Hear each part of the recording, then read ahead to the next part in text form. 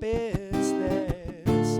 It's business time. Hang tight, we're gonna get into the business right here in a couple minutes. Baby, baby. It's business. It's business time.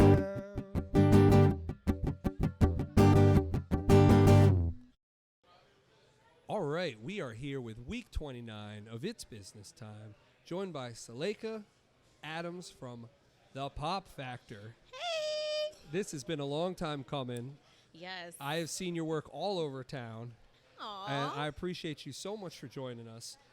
Before we get rolling, I do always like to give a very quick shout out here to Stitch House Brewery. They are right here on Market Street, always have 12 beers on tap, and they as well are a small business. So if you find yourself on Market Street, make sure to come through, try a beer. I'm actually drinking the Madone. It's the new Italian Pilsner up here.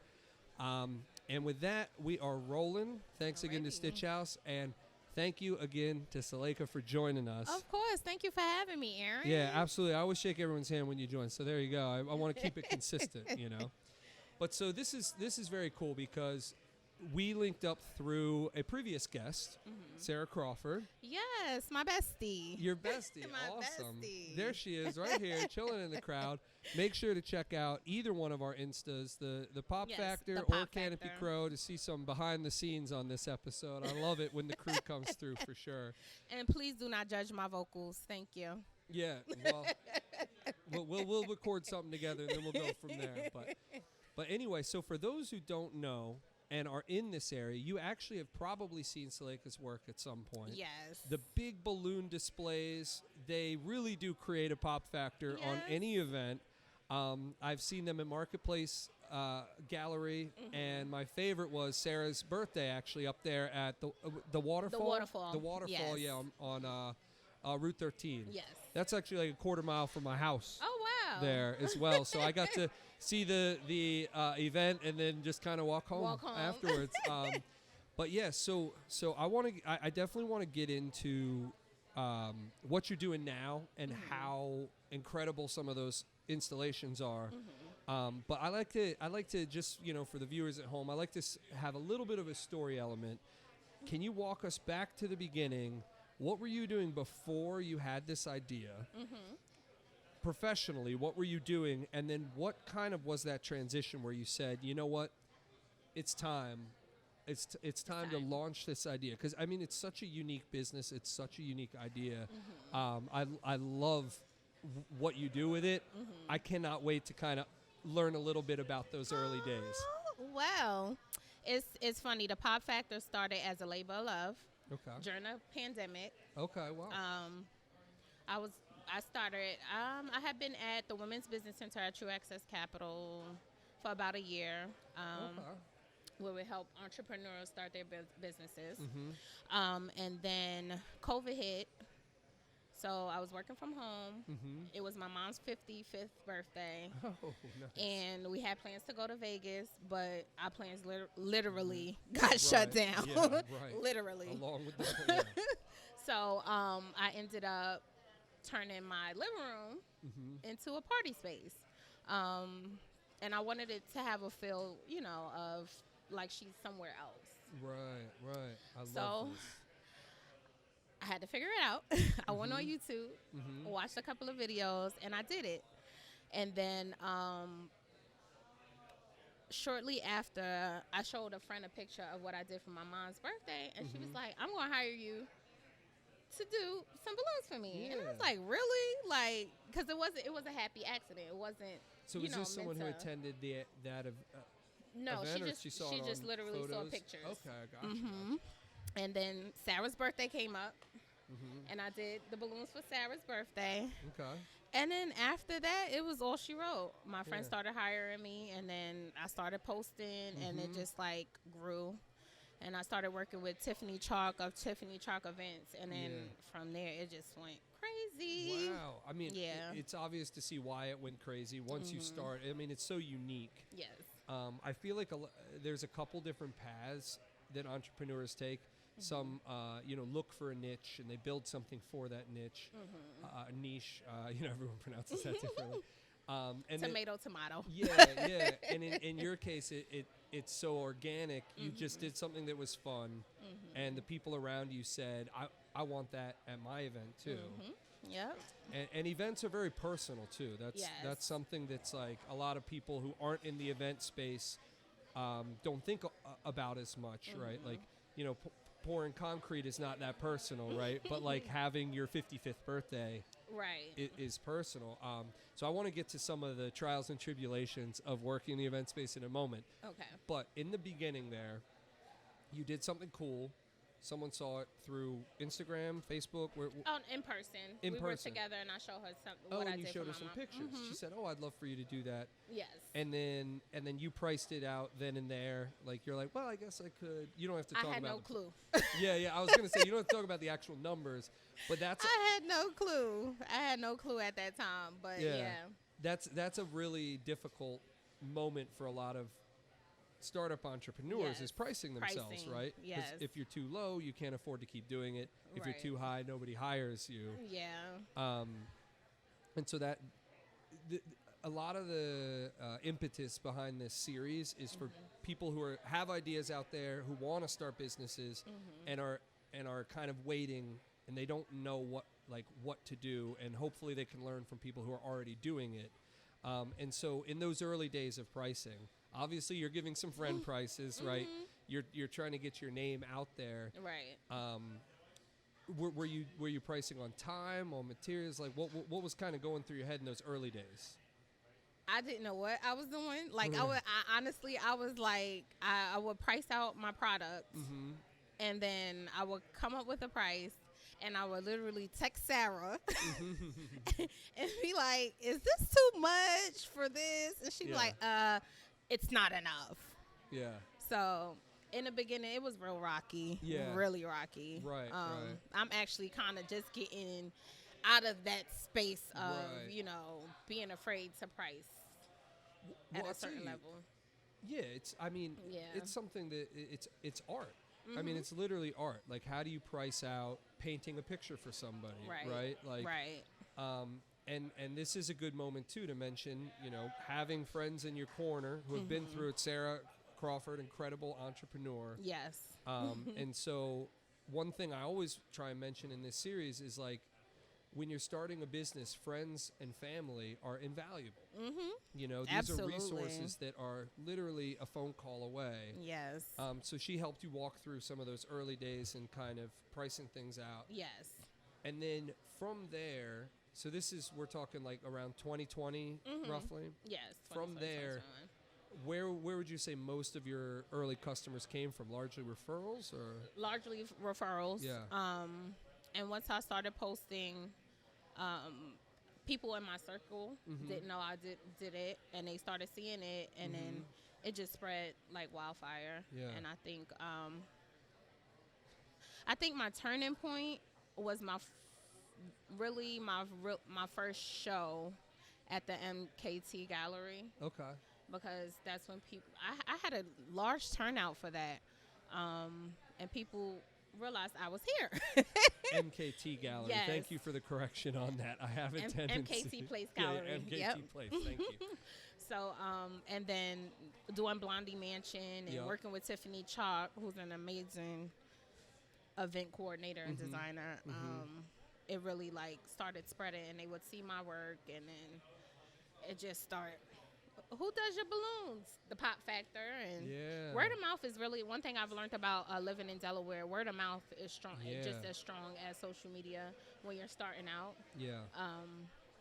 So that's how it happened. Yeah, in the early days of this series, that was a big question I asked people, like, what have been the advantages of a small market like Delaware versus the disadvantages, right? Like, advantages, obviously, word of mouth spreads quick. Yes. Disadvantages is, finding new business can sometimes be hard. Yeah. But it seems like you are still gaining a lot of exposure right now. I am. Yeah. I am. My season actually started really early this year. And I've worked with people who I've never worked with before this year. So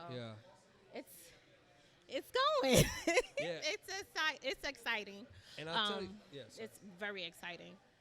Yeah. And I'll tell you too. Like, I went through her Instagram. It's a very marketable business, like easy to market because it's so exciting. Like each event is so different. I saw your Valentine's display. Yes. I don't know if that was for but it was like the red was and a the love pink. event. Yeah, a love event. Yeah, and so for those out there, you can find her on Instagram right here. Right, the Pop Factor. The Pop Factor. Yep. And just a fun like scroll through, you know. But yeah, so this is kind of cool because a lot of times I talk to businesses that exposure is a really hard thing for them, like trying to find new customers and a new market.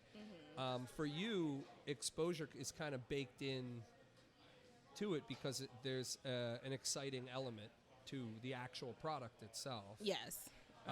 And so at this moment, referrals is that like that's the majority of my business, honestly, referrals. Yeah.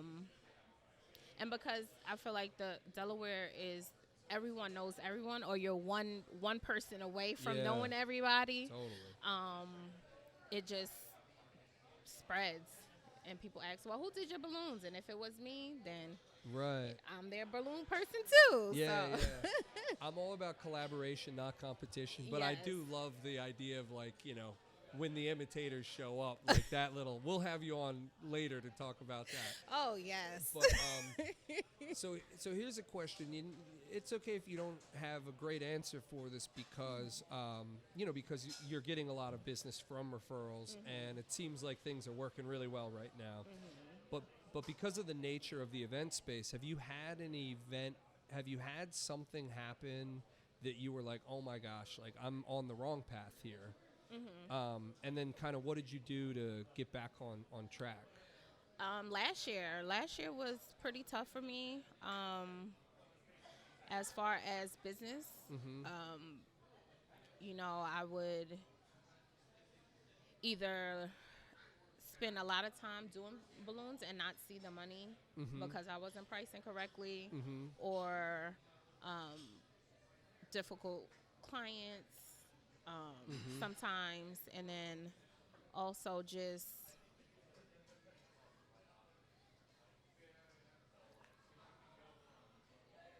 knowing my worth, but being afraid to charge for my worth. Right. Yeah. I went through I called Sara. I'm like, I'm about to quit. Yeah. I'm about to quit, but I sat down with myself and I had to make a decision. Yeah. Because I'm good at what I do, and I love what I do. Yeah.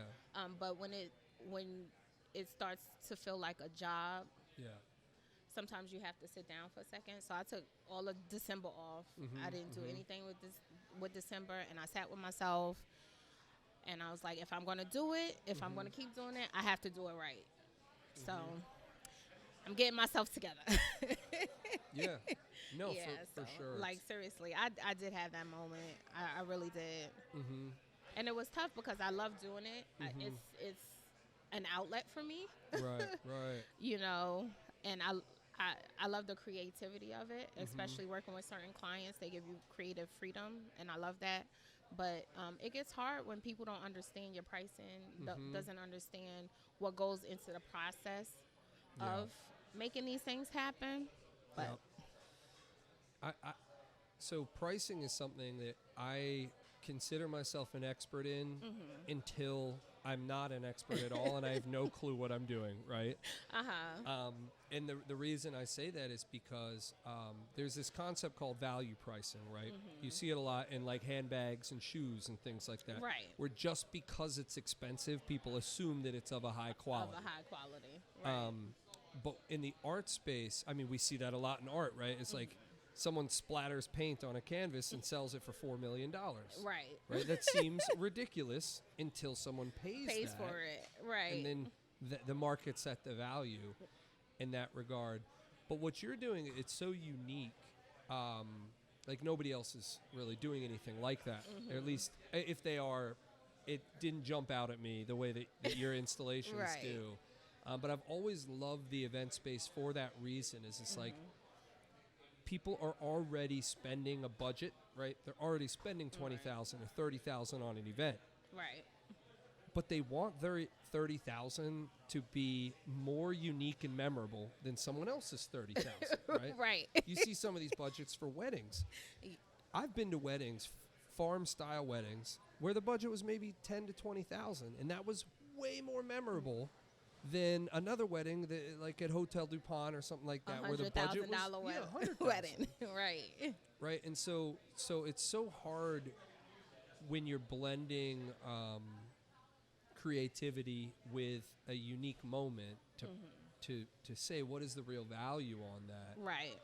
But to get back to the concept of value pricing, the other end of that spectrum is when you underprice, you wind up working with the most difficult people out there. That is what I've learned.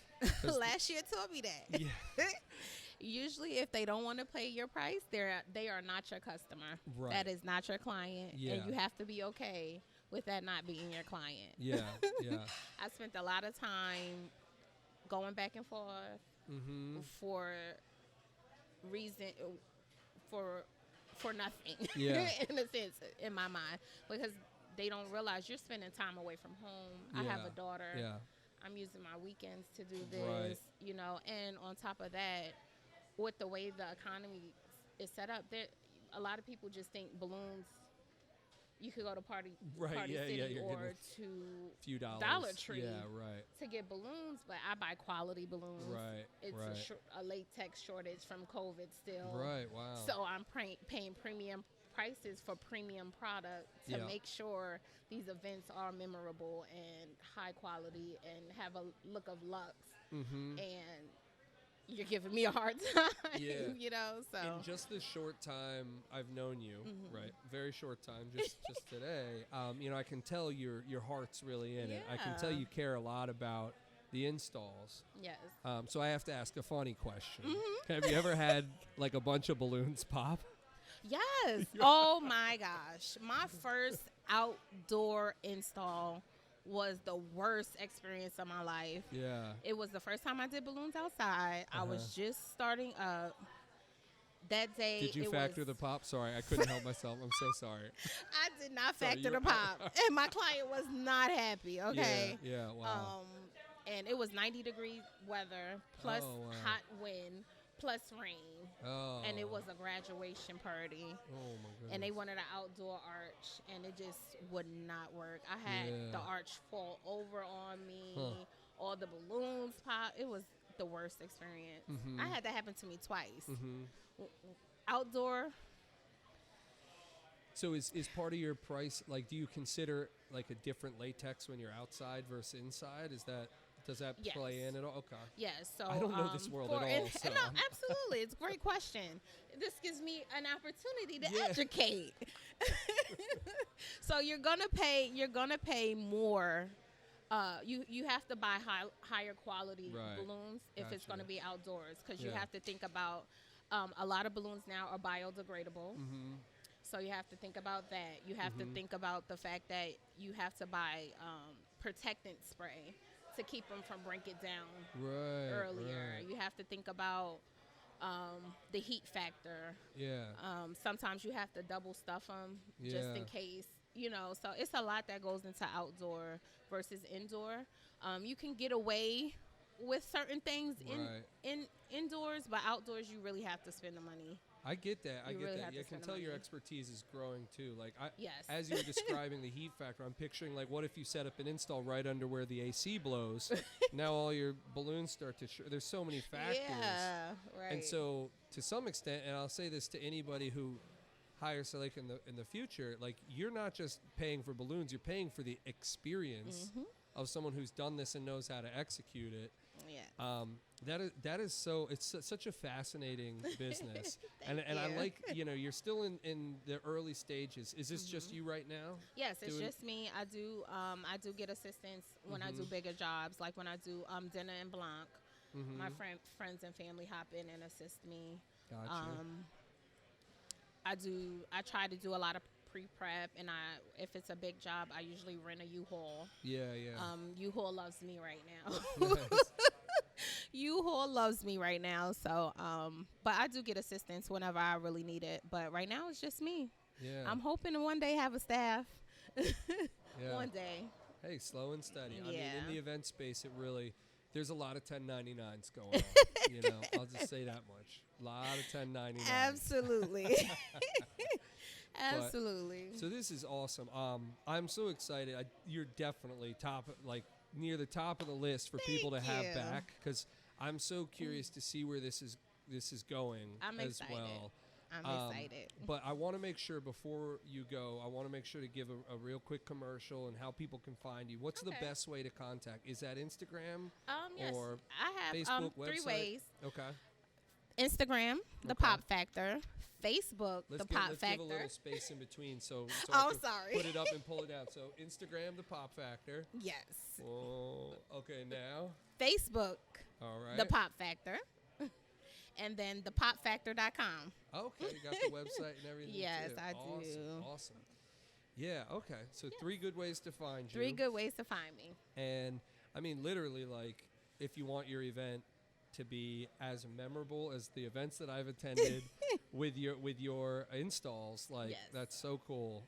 Thank you so much for coming Thank through you Stitch for House, having joining me, us. Aaron. Yeah, absolutely. I appreciate it. Such a cool business. Again, you have to check out her Instagram. Super, just like a fun scroll. Yes, it's fun. It's delightful. It's very colorful. You'll have a good time. It might inspire you. Nice. And so, Salaika Adams, thanks again for joining us from the Pop Factor. Make sure to reach out for your next event. And that does it for week 29 here of It's Business Time. And we will see y'all next time. It's business. It's business time.